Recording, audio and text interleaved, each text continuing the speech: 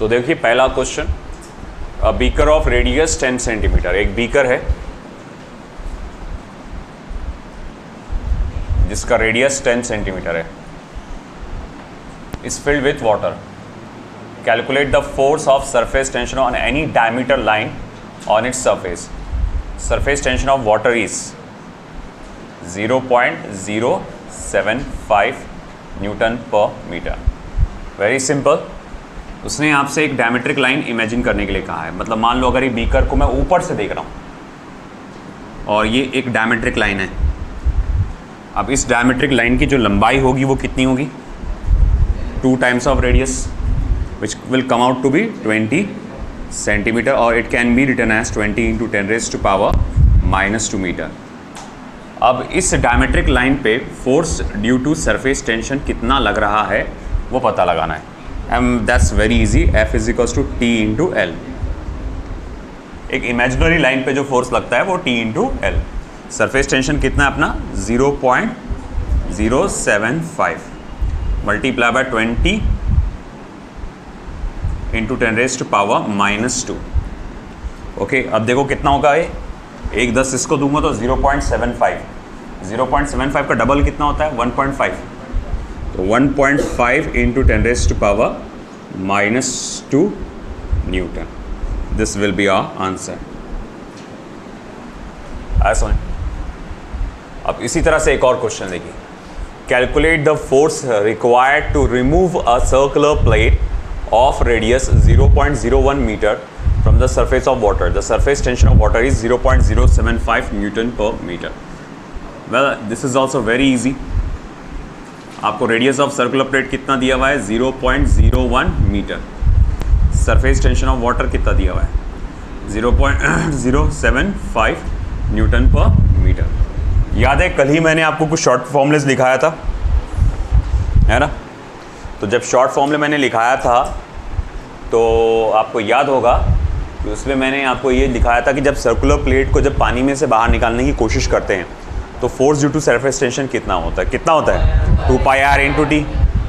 तो भाई ठीक है, तो F will be equals to 2πr multiply by t. Therefore F is equals to will be how much? Yeah, I can write it as 6.28. R is 10⁻⁻². और about ये आपका मान लो मैं 75 × 10⁻⁻³ लिख देता हूँ. चलिए मुझे कैलकुलेट करके बताइए कि 6.28 को 75 से मल्टीप्लाई करने पे कितना होता है.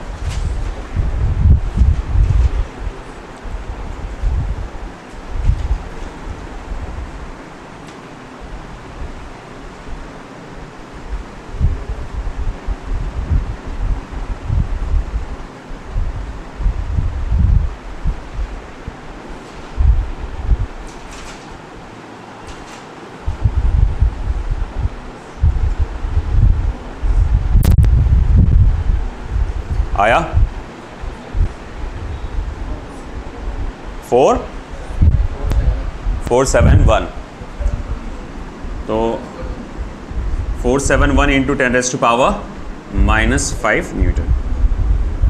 This is force due to surface tension. आया समझ में आपको? ओके, अब देखो इधर ध्यान दो. Find the maximum weight of the needle which can float on water having surface tension of 0.05 Newton per meter and the length of the needle is 1 centimeter. वैसे क्या क्या दिया हुआ है मेरे पास कि भाई एक दिया गया है कि आपके पास एक नीडल है जिसकी लंबाई 1 सेंटीमीटर है, यानी कि 1 × 10⁻⁻² मीटर्स.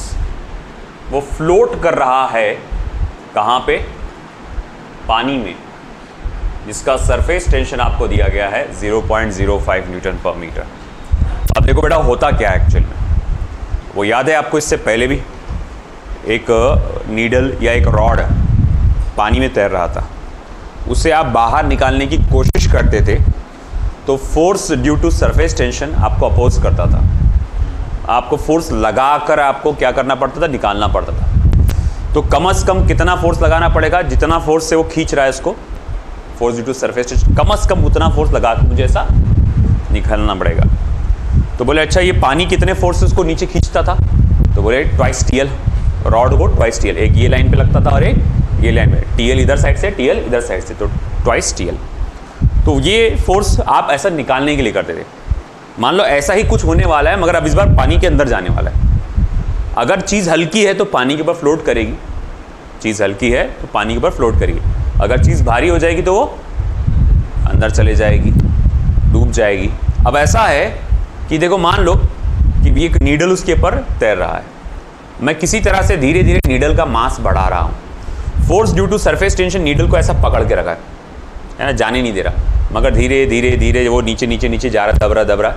एक ऐसा स्टेज आएगा कि आपका जो वज़न है, नीडल का जो वज़न है, वो force due to surface tension के बराबर हो जाएगा। अब force due to surface tension जब पानी के अंदर ऐसा डूब रहा है ना, तो पानी के अंदर के जो मॉलिक्यूल्स होंगे इधर के, वो इस लाइन पे फोर्स लगाएंगे ऊपर की तरफ, डूबने से बचाने के लिए। इधर के जो साइड के पानी के मॉलिक्यूल्स है वो लगाएंगे एडहेसिव इसके इस तरफ, ऊपर की तरफ, आगे, इसको डूबने से बचाने के लिए, है ना। और जिस वक्त जब तक के वेट है ना, जब तक के वेट आपका ऊपर वाले फोर्सेस के बराबर है, तब तक तो ये बराबर फ्लोट करेगा। मगर जैसी वेट ऊपर वाले फोर्सेस के से ज़्यादा हो गया, ऊपर वाले फोर्सेस से क्या हो गया, ज़्यादा हो गया, तो ये नीचे डूब जाएगा पानी में। बात समझे कि नहीं समझे? नहीं समझे? कई लोग अभी भी कंफ्यूजन में। अरे देख भाई, तू समझे सबसे पहले force due to surface tension act कैसे करता है ना। अब एक सिंपल सी बात है, एक रॉड को अपन पानी में डालते, रॉड को पानी में डालते, यहाँ के सारे मॉलिक्यूल्स ये पानी के मॉलिक्यूल से अटैच हो जाते हैं, यहाँ के सारे मॉलिक्यूल्स पानी के मॉलिक्यूल से अटैच हो जाते। जब मैं उसको ऊपर निकालने की कोशिश करता था तो ये सारे मॉलिक्यूल्स नीचे की तरफ फोर्स लगाते थे, इधर साइड वाले फोर्स और इधर साइड वाले भी। अच्छा, इधर वाले साइड वाले जो फोर्स लगाते थे कितना था, TL, इधर साइड से TL। तो अगर इस रॉड को मुझे बाहर निकालना है ना, वो तो जितनी फोर्स से निकाले उतना अच्छा, मगर इस रॉड को मुझे अगर बाहर निकालना है तो कम से कम कितना फोर्स लगाना पड़ेगा, ट्वाइस TL के बराबर, कम से कम ट्वाइस TL से थोड़ा सा ज़्यादा, जिसको उसके बराबर ही बोलते पर। तो भैया कम से कम उसको थोड़ा सा ज़्यादा आपको लगाना पड़ेगा, जिसको उसके बराबर ही बोला जाता है। अच्छा ठीक है, मगर उसको निकालने के लिए ट्वाइस TL फोर्स लगाना पड़ेगा। इवन इसी तरह से उसको डुबाने के लिए भी कितना फोर्स लगाना पड़ेगा, ट्वाइस TL। ये फोर्स कहाँ एग्जिस्ट करता, पानी के सरफेस पे। वो ऑब्जेक्ट को कहाँ रखना चाहता है, पानी के, अरे बोलो बोलो बोलो, कहाँ, सरफेस पे। अरे पढ़ क्या रहे अपन, सरफेस टेंशन ना। तो ये फोर्स क्या करता है, उसको पानी के सतह पर रखना चाहता है ऑब्जेक्ट को। अब तुम अगर उसको ऊपर ले जा रहे, निकाल रहे, वो उसको भी अपोज करेगा। तुम उसको डुबा रहे, वो उसको भी अपोज करेगा। तो भाई डुबाने के लिए जो फोर्स चाहिए वो भी कम से कम इस force due to surface tension के बराबर होना चाहिए, है ना। वो इतना है कि जब आप ऊपर कर रहे थे ऐसा, तो ये मॉलिक्यूल्स नीचे खींच रहे थे इसको, जब तुम डुबा रहे तो वो मॉलिक्यूल्स उसको ऊपर खींचेंगे, है ना। तो अब बात ऐसी है कि अच्छा ठीक है, डुबाने के लिए कम से कम कितना फोर्स लगेगा या कितना वजन लगेगा, तो बोले भाई इस रॉड का वजन है ना थोड़ा सा ज़्यादा होना चाहिए ट्वाइस TL से, थोड़ा सा ज़्यादा होना चाहिए ट्वाइस TL के, है कि नहीं, थोड़ा सा एकदम। अच्छा, अगर मेरा वजन इसके बराबर रहा था ट्वाइस TL के, तब वो डूबेगा क्या, एग्जैक्ट बराबर है, तब वो डूबेगा क्या, नहीं, वो तो बैलेंस्ड रहेगा उस वक्त, है ना। मान लो हल्का सा वजन ज़्यादा हो गया ट्वाइस TL से, तो वो डूब जाएगा। तो वो पूछ रहा है ज़्यादा से ज़्यादा कितना मास चाहिए नीडल का, मास पूछा कि वेट पूछा, वेट, कि ज़्यादा से ज़्यादा कितना वेट चाहिए आपके नीडल का, ताकि आप उसको डूबने से बचा सके, है ना। ज़्यादा से ज़्यादा, कम वेट तो टेंशन ही नहीं ना।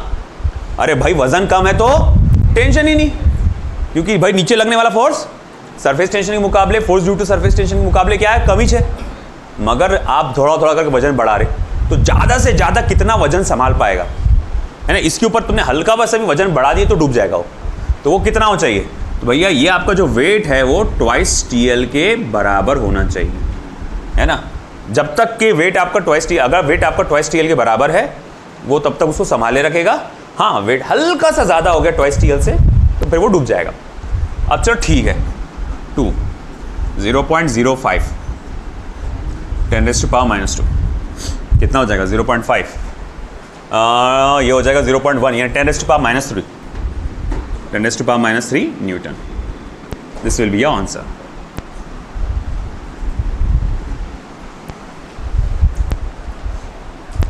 क्या वेट, 10 अप्रॉक्सीमेट 10⁻⁴ किलोग्राम वेट।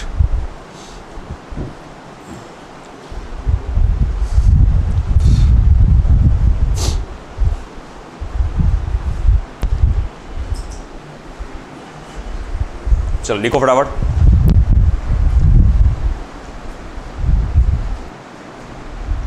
तो हमारे पास एक न्यूमेरिकल ऐसा आया है, calculate the work done in blowing a soap bubble of radius 1 metre. मतलब आपको पूरा स्लोप बबल का फॉर्मेशन करना है, उसका रेडियस कितना दिया गया आपको 1 metre. The surface tension of soap solution is 2.5 × 10⁻⁻² newton per metre. अब ऐसा है कि हमारे पास वर्क डन का formula for the formation of soap bubble क्या है बोलो, 8πr²T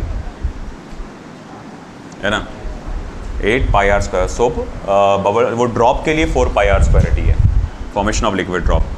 8 × 3.14 रेडियस का स्क्वायर यानी कि 1 का स्क्वायर। Surface tension is 2.5 × 10⁻⁻²। अच्छा 2.5 को 8 से मैं मल्टीप्लाई करूँगा, बोलो कितना हो जाएगा 20, और 20 को आप 3.14 से मल्टीप्लाई करिए 62.8 × 10⁻⁻², या जिसको आप कह सकते हैं 6.28 नहीं 62.8 × 10⁻⁻² न्यूटन। ये क्या निकालना था अपने को, वर्क डन, सॉरी जूल। आया समझ में? ऐसा सिंपल था, कुछ नहीं, 8πr²T का फॉर्मूला था, r की वैल्यू डाले, t की वैल्यू डाले, सिंपली कैलकुलेट हो गया। ये देखो, calculate the work done to increase the area of rectangular film of liquid from 4 centimetre to 4 centimetre by 5 centimetre to 5 centimetre by 6 centimetre. बहुत आसान है।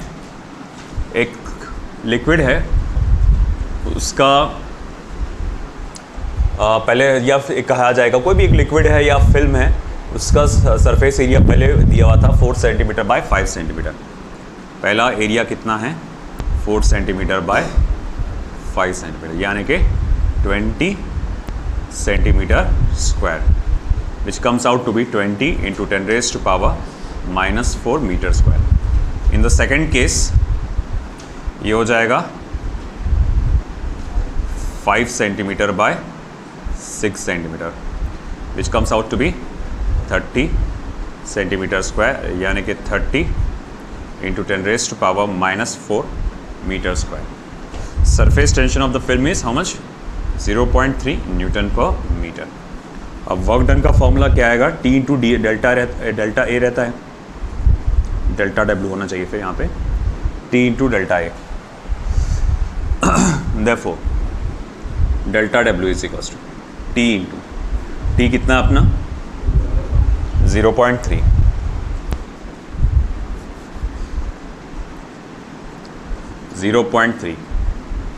और ये कितना है 30 × 10⁻⁻⁴ A2, और A1 कितना है 20 × 10⁻⁻⁴। ये हो जाएगा कितना 30 - 20 10⁻⁻⁴।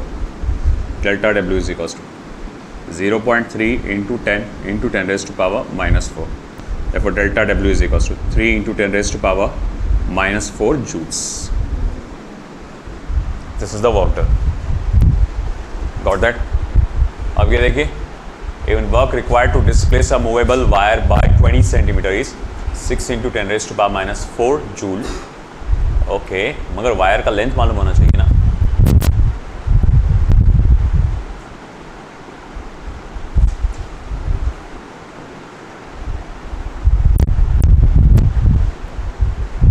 आपको डिस्प्लेसमेंट दिया गया है, कितने से डिस्प्लेस करना है वो दिया हुआ है। लेंथ L लेंथ बिना लेंथ के कैसे कैलकुलेट करूँगा मैं, L × dx।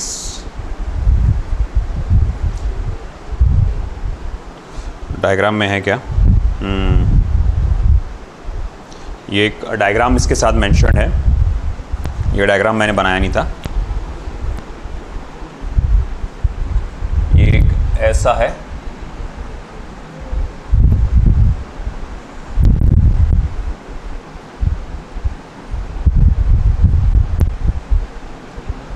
Four centimetre.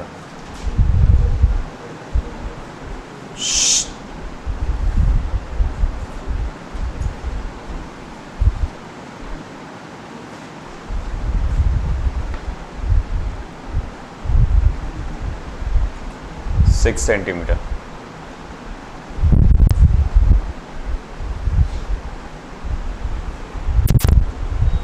ठीक है, और ये है आपका सोप फिल्म।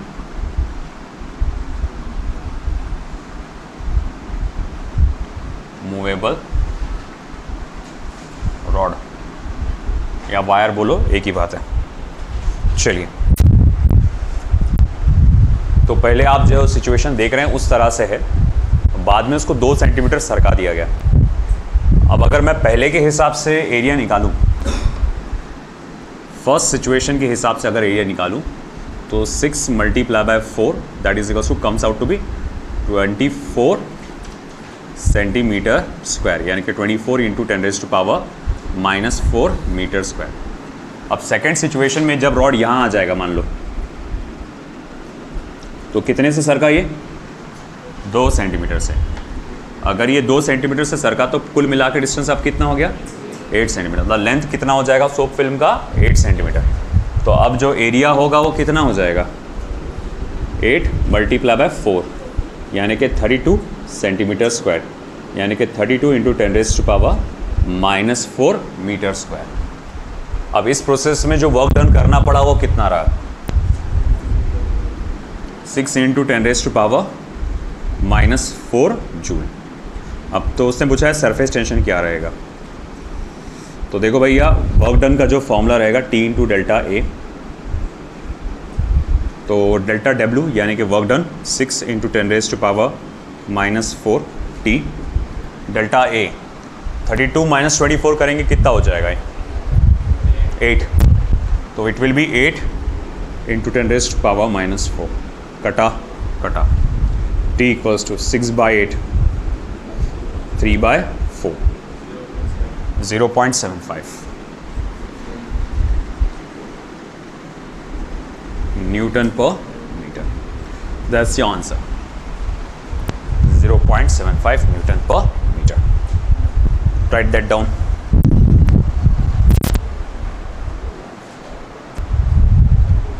तो देखो पहला, if the drop of radius capital R split into 27 identical droplets, then find out the work done in this process. देखो यहाँ पर नंबर ऑफ ड्रॉपलेट्स जिसमें वो स्प्लिट हुआ वो कितने हैं? 27। मैंने कल आपको 2 टाइप के फॉर्मूले बताए थे, शॉर्टकट फॉर्मूले बताया था मैंने।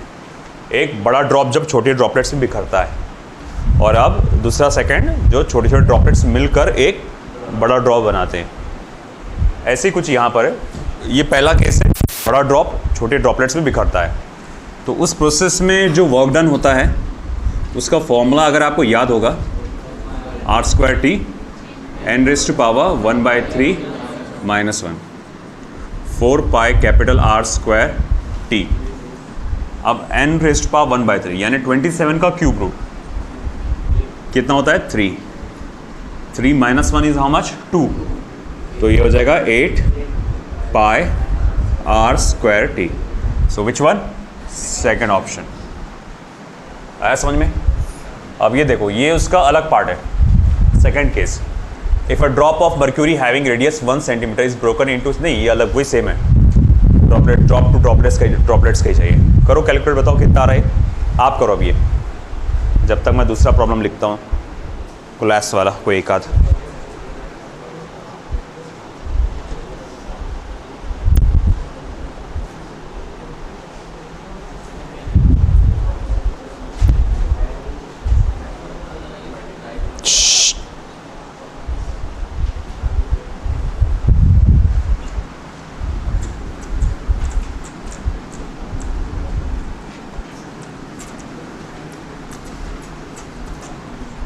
चलिए आप मेरा क्वेश्चन लिखे थे वो प्रॉब्लम सॉल्व करो उधर का।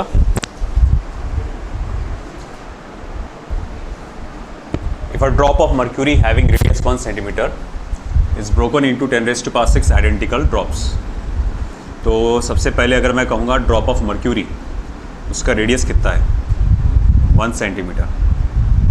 1 into 10⁻⁻² metres. Number of droplets 10⁻⁶. If the surface tension of the mercury is 35 into 10 raised to power minus 3 Newton per meter. Then find out the work done in this process. Once again, same formula, 4 pi capital R square T n raised to power 1 by 3 minus 1. Well इनका 10 raised to power 6 का cube root कितना हो जाएगा 10 raised to power 2 और 2 minus 1 कितना हो जाएगा 99. तो 4 multiply by 3.14 multiply by radius कितना है 10 raised to power minus 4. Surface tension 35 into 10 raised to power minus 3 into 99. देखो कितना आ रहा है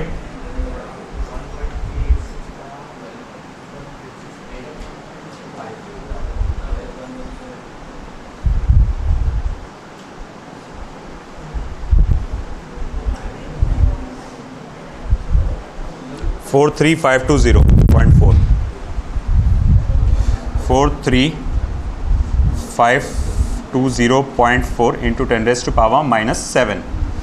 या चलो 3 डिजिट्स अंदर भेज दूँ अगर मैं तो 43.5 into 10 raised to power minus 4 joule. That's the answer. अब देखो यहाँ पर अगेन आर और टी के फॉर्म में लिखना है अपने को. 10 raised to power 6 tiny drops of radius small r collapse to form a big drop, then find the energy released in this process. Let capital T be the surface tension of the liquid. Energy release मतलब work done के बराबर. तो अब simply E is equals to 4 pi small r square t n minus n का power 2 by 3. चलिए करिए क्या आता है आंसर कैलकुलेट करो. 3.14 अगेन आर स्क्वायर रेडियस कितना दिया हुआ है. अच्छा आर के फॉर्म में रखना है अपने को. रुको फिर पाई रखो यहाँ पर R square T N 10 raised to power 6.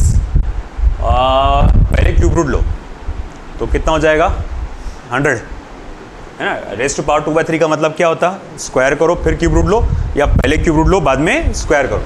तो 10 raised to power 6 का स्क्वायर क्यूब रूट लेंगे तो कितना आएगा 100 और उसका स्क्वायर करेंगे तो 10,000 यानी 10 raised to power 4. 10 raised to power 4. अब देखो 10 raised to power 6 में से 10 raised to power 4 को माइनस करो. 10 लाख में से 10,000 माइनस करेंगे कितना आएगा 10 लाख में से 10,000 माइनस करो. चलो कितना आ रहा हाँ ना डिजिट्स बताओ कितना आ रहा.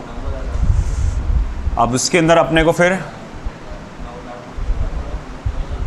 9,90,000 कुछ हुआ आएगा. बाद में उसको 4 से भी मल्टीप्लाई करना पड़ेगा. 9,90,000 multiply by 4 3,960,000.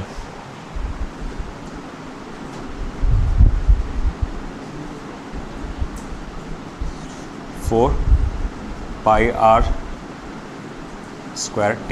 This will be your answer.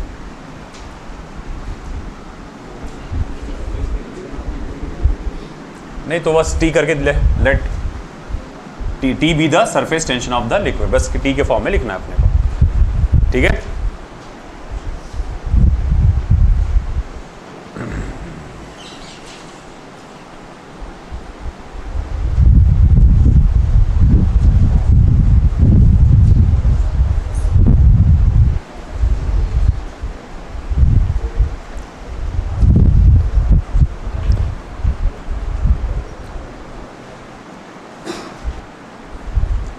चलिए बेटा अब अपना अगला topic angle of contact. It's a completely theoretical topic. अब इसमें हमको सिर्फ थ्योरेटिकली समझना है चीज़ें क्या है एंगल ऑफ कांटेक्ट. तो कुछ डेफिनेशन ऐसा दिया है when a liquid is in contact with solid. Okay a tangent drawn between the free surface of the liquid and the solid measured from the side of the liquid is called as angle of contact. अब ये चीज़ें थोड़ा समझने मुश्किल जाती है. अब थोड़ा देखो यहाँ पे मान लो ये एक सॉलिड सरफेस है और मैं एक लिक्विड कंसिडर करूंगा जो कि इस सॉलिड के साथ कांटेक्ट में है. ब्लू वाली पेन कहाँ आ गई है. हाँ देखो ये तो ये कुछ इस तरह से मैंने एक लिक्विड कंसिडर किया जो सॉलिड के साथ देना था मालूम सॉलिड के साथ क्या है कांटेक्ट में. तो अब देखो यहाँ पे इस पर्टिकुलर पॉइंट पे देखो लिक्विड, है ना, this is liquid which is in contact with solid, और ये इसका फ्री सरफेस है। कर्व को ध्यान में रखते हुए मैं इस पे क्या कर रहा हूं, जहां पर ये पॉइंट ऑफ कांटेक्ट है, यहां पे मैं यहां से एक टेंजेंट बना रहा हूं। मैं क्या बना रहा हूं यहां पे, एक टेंजेंट, है ना। और ऐसा है, इस टेंजेंट और सॉलिड सरफेस के बीच में का एंगल, ये टेंजेंट, अच्छा ये टेंजेंट कहां ड्रॉ किया गया, on the free surface of the liquid, और ये क्या बेटा, सॉलिड सरफेस। तो इस टेंजेंट और ये सॉलिड सरफेस के बीच में का एंगल, अब जैसे ही मैंने बोला एंगल, अरे कहां से, ऊपर से कि नीचे से, तो measured from the side of liquids. Liquid की साइड कौन सी है, नीचे की, तो ये वाला, इस पर्टिकुलर एंगल को हम लोग क्या कहते हैं, एंगल ऑफ कांटेक्ट। बात समझ रहे क्या, एक एक बात को देखो। When a liquid is in contact with solid, जब कोई लिक्विड सॉलिड के साथ कांटेक्ट में आता है, the angle between tangent drawn on the free surface of the liquid and the solid, the angle, किसका angle, between tangent drawn on the free surface of the liquid and the solid, इनके बीच में का angle measured from the side of the liquid, जो liquid की side से measure किया गया है, is called as angle of contact. इसको हम लोग क्या कहते हैं, एंगल ऑफ कांटेक्ट कहते हैं। अब ये जो एंगल ऑफ कांटेक्ट है, ये अलग अलग लिक्विड के हिसाब से अलग अलग होता है। जैसे कि case 1,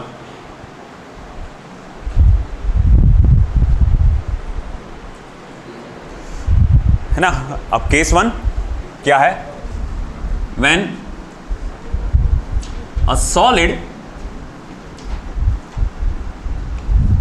is in contact with a liquid which partially wets the solid।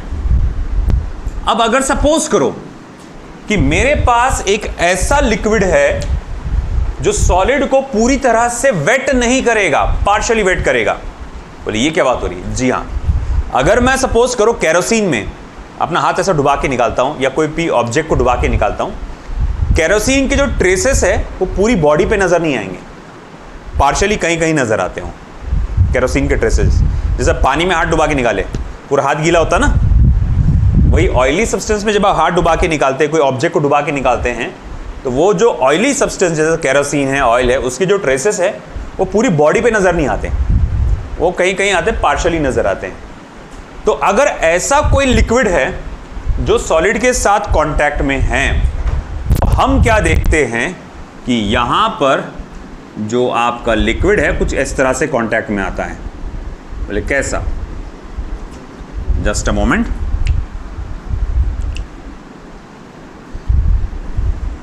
ये कुछ इस तरह से कांटेक्ट में आता है। मतलब क्या हुआ कि अगर मैं यहां से एक टेंजेंट ड्रॉ करूं, तो ये जो टेंजेंट है थीटा, है ना, थीटा, ये एक एक्यूट एंगल बनेगा, या सिंपली मैं जिसको बोलता हूं लेस देन 90 डिग्री। ये क्या बनेगा, एक्यूट एंगल बनेगा ना, less than 90 degree means what, acute angle. अब इस चीज को पीछे, इस चीज का कारण समझने की कोशिश की गई कि ऐसा क्यों हो रहा है। तो हमने कहा कि देखो, वो मॉलिक्यूल जो यहां पर है, ये मॉलिक्यूल जो यहां पर है, जो कि इसके साथ कांटेक्ट में, उस पे दो टाइप के फोर्सेस लग रहे हैं। बोले कौन कौन से फोर्सेस, एक लग रहा है एडेसिव फोर्स, एक लग रहा है एडेसिव फोर्स। ये जो लिक्विड का मॉलिक्यूल है, यानी केरोसिन, एग्जांपल के तौर पे मैं यहां लिख देता हूं केरोसिन। तो ये जो केरोसिन का मॉलिक्यूल है, उसे दो फोर्सेस लग रहे हैं, दो तीन टाइप के फोर्सेस, मतलब अगर अपन मॉलिक्यूलर फोर्सेस बोले तो दो लग रहे हैं। एक है एडेसिव फोर्स टू सॉलिड, एक है कोहेसिव फोर्स टू लिक्विड। ये है कोहेसिव ड्यू टू लिक्विड। हालांकि अगर मैं इसका स्फीयर ऑफ इन्फ्लुएंस बनाता हूं तो इसके स्फीयर ऑफ इन्फ्लुएंस में एयर मॉलिक्यूल्स भी आते हैं, मतलब एयर मॉलिक्यूल्स का एडेसिव फोर्स भी रहेगा। याद है ना एडेसिव फोर्स, है ना, द फोर्स ऑफ अट्रैक्शन और repulsion due two molecules of different kind. तो भाई यहाँ कोहेसिव फोर्स, क्योंकि केरोसिन के मॉलिक्यूल्स है एडेसिव फोर्स, ये सॉलिड मटेरियल के मॉलिक्यूल्स है, ये एयर के मॉलिक्यूल्स है, इनका भी एडेसिव फोर्स रहेगा, मगर इन दोनों के मुकाबले उसका फोर्स कैसा रहेगा? बहुत ही कम, क्योंकि नंबर ऑफ मॉलिक्यूल्स कैसे हैं? बहुत ही रेयर होते, बहुत ही कम होते हैं, तो उनको निगलेक्ट ही करो। तो इसके स्फीयर ऑफ इन्फ्लुएंस में एयर मॉलिक्यूल्स को निगलेक्ट करना है, सिर्फ सॉलिड और लिक्विड को देखना है। तो इधर के जो आपके सॉलिड मॉलिक्यूल्स है उसको अपनी तरफ खींचेंगे, है ना, और इधर के जो आपका कोहेसिव जो दूसरे केरोसिन के मॉलिक्यूल है वो भी इसको अपनी तरफ खींचेंगे। मगर देखा ये जाएगा यहां पर कि यहां एडेसिव फोर्स जो है आपका, it is greater than cohesive force. Adhesive force greater than cohesive force. अब adhesive force greater than cohesive force होने के वजह से क्या हो रहा है यहां पे कि अब अगर मैं बोलूंगा इस मॉलिक्यूल को कुल मिला के फोर्स किधर फील हो रहा है, टोटल फोर्स, तो उसके लिए इसको पैरेललोग्राम जैसा बनाना पड़ेगा, है ना। आप पैरेललोग्राम जैसा बनाएंगे, फिर यहां से एक डायगोनल खींचेंगे और आप बताएंगे देखो भैया ये रिजल्टेंट फोर्स या जो नेट फोर्स बोलते हैं ये उसका डायरेक्शन है, यानी कि इस मॉलिक्यूल को कुल मिला के इधर खींचा फोर्स फील हो रहा है। इसी कारण से ये जो लेयर है वो अंदर की तरफ दब गई। आप ऐसा इमेजिन करो कोई कपड़ा है, उसके अंदर धागा आपने सुई से पिरोए और आपको उसको ऐसा खींचे आपने, तुमको लगता है ये कपड़ा ऐसा बेंड हो जाएगा, है कि नहीं? ऐसा, तो बस वैसे ही उसको आपने ऐसा खींचे तो ये लेयर थोड़ी सी आपकी अंदर की तरफ क्या होगी? दब गई। आया समझ में? तो यहां पर ऐसा सीन क्यों होता है? जब भी कोई सॉलिड कांटेक्ट में आता है ऐसे लिक्विड के which partially wets the solid, which partially wets the solid, ऐसे सिचुएशन में ये होता है कि भैया एंगल ऑफ कांटेक्ट एक एक्यूट एंगल बनता है। ऐसा इस वजह से होता है क्योंकि adhesive force is greater than cohesive force. आई बात समझ में? अच्छा ठीक है। अब अगर इसका मैं रिवर्स, या फिर रिवर्स नहीं बोलूंगा, मैं एक सेकंड केस लूंगा मैं यहां पे।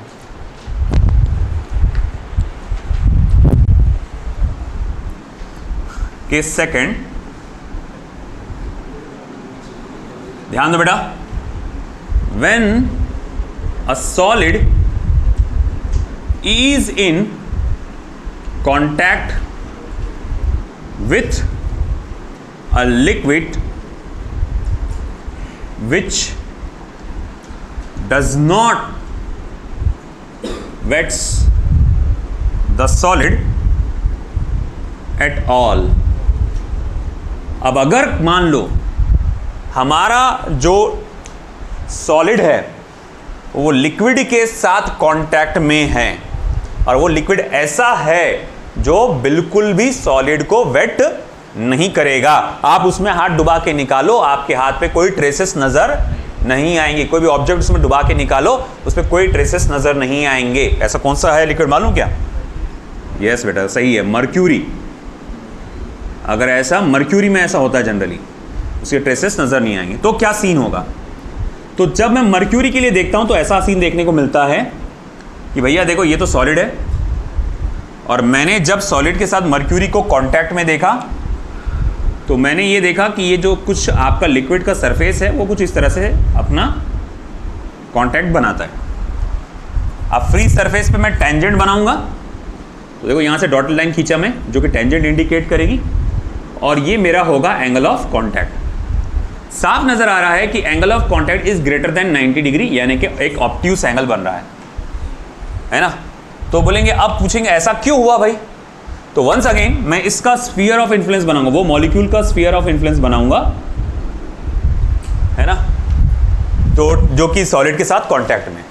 मैं बोलूंगा यार देख तीन मीडियम्स यहां पर आ रहे हैं, solid, liquid and air. Air के मॉलिक्यूल से बहुत ही रेयर है, उनको इनको मारो गोली। अब ये सॉलिड और लिक्विड पे फोकस करो। सॉलिड के वजह से जो कुल मिला के मुझे एडेसिव फोर्स फील होगा इस तरफ फील होगा, और लिक्विड के वजह से जो कुल मिला के कोहेसिव फोर्स फील होगा मुझे इस तरफ फील होगा। अब आपको यहां नजर आ रहा होगा कि यहां पर कोहेसिव फोर्स ज्यादा है आपके एडेसिव फोर्स से। कोहेसिव फोर्स ज्यादा है एडेसिव फोर्स से, जिसके कारण से ऐसा सीन हो जाता है कि रिजल्टेंट फोर्स का डायरेक्शन इधर आ गया, मतलब कहां? ऐसा अंदर की तरफ, है ना। अब तुम खुद सोचो, ये चीज को मैं ऐसा अंदर की तरफ खींच रहा तो देखो दिख रहा है कॉन्वेक्स जैसा शेप ले रहा, ऐसा अंदर खींच रहा तो मैं। तो यहां कोहेसिव फोर्स क्या करता है? लिक्विड के इस सरफेस को इधर अंदर खींचता है, इसकी वजह से ये ऐसा बेंड हो जाता है और एक वो आपका क्या ऑब्ट्यूस एंगल बन के सामने आता है। आई बात समझ में आपको यहां पे, है ना। तो ये था कि जब आपका liquid solid is in contact with a solid which does not wet the solid at all. अब देखो case third,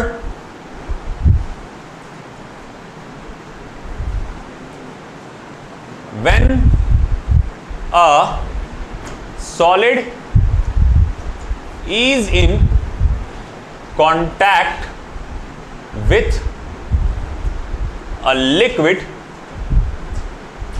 when a solid is in contact with a liquid which completely wets the solid,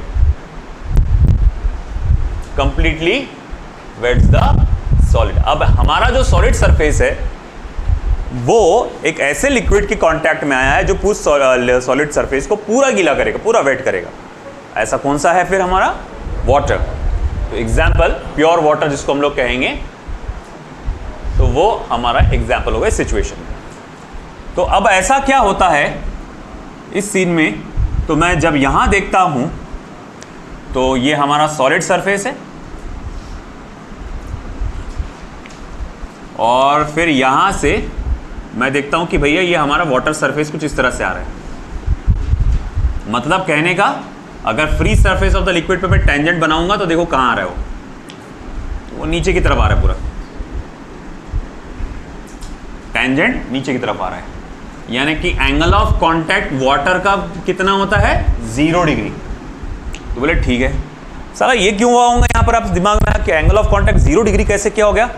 मामला ऐसा है कि भाई water में आपका जो एडेसिव फोर्स होता है वो बहुत ज़्यादा होता है as compare to cohesive force, जिसके वजह से ऐसा हो जाता है कि रिजल्टेंट फोर्स जो होता है, रिजल्टेंट फोर्स जो होता है ऑलमोस्ट होता है वो डायरेक्शन ऑफ, ऑलमोस्ट पूरा नहीं 100% तो नहीं, मगर ऑलमोस्ट होता है डायरेक्शन ऑफ एडेसिव फोर्स। तो पूरा ऐसा जोर से खींच डाला उसने इसको, पूरा जोर से खींचने की वजह से पूरी ये लेयर जाके से दीवार से चिपक गई, जिसकी वजह से एंगल ऑफ कांटेक्ट ऑलमोस्ट क्या हो गया? 0 डिग्री हो गया।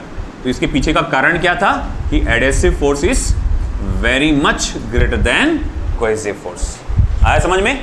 ये 3 केसेस है, एक for a liquid which partially wets the solid, for a liquid which does not wets the solid, for a liquid which completely wets the solid. याद रखना, for a liquid which partially wets the solid angle of contact एक acute angle होगा, for a liquid which does not wet the solid angle of contact obtuse angle होगा, for a liquid which क्या होगा? Which completely wets the solid angle of contact 0 degree होगा। Scene ऐसा है, question ऐसे आते हैं, आपको 4 ऑप्शन दिया जाता है कि मर्क्यूरी का एंगल ऑफ कांटेक्ट क्या होगा। ऑप्शन ऐसा दिया जा सकता है 0 डिग्री, 30 डिग्री, 60 डिग्री, 120 डिग्री, है ना? 0 डिग्री, 30 डिग्री, 60 डिग्री, 120 डिग्री, 120, क्योंकि मर्क्यूरी का ऑब्ट्यूज होता है। इन तीनों में, चारों में से कौन सा एंगल ऑब्ट्यूज था?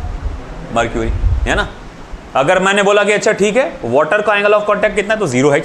अच्छा, मैं बोलूंगा केरोसिन का एंगल ऑफ कांटेक्ट क्या है, ऑप्शन क्या है, तो बोले 0, 30, 120, 150, 30, क्योंकि एक्यूट एंगल रहेगा। आया बात समझ में आपको? तो इस टाइप के क्वेश्चंस तुमको आ सकते हैं। ये एक एंगल ऑफ कांटेक्ट का कॉन्सेप्ट हुआ। एनसीईआरटी में ये कॉन्सेप्ट को हटा के एंगल ऑफ कांटेक्ट को अगला आने वाला टॉपिक जो है shape of a liquid drop, सिर्फ और सिर्फ उसके बेसिस पे बताया गया है। वो कल मैं लेने वाला हूँ, ठीक है? कल अपन एक्स्ट्रा सेशंस लेके इसको कंप्लीट करेंगे।